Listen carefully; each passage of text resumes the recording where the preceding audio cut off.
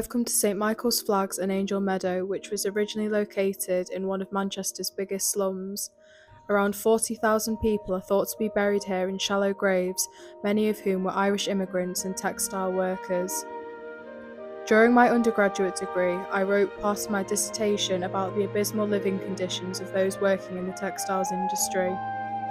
When visiting Manchester, Friedrich Engels noticed the hordes of ragged women and children which swarmed about here, and he described the workers as pale, lank, narrow-chested, hollow-eyed ghosts, incapable of the slightest energetic expression.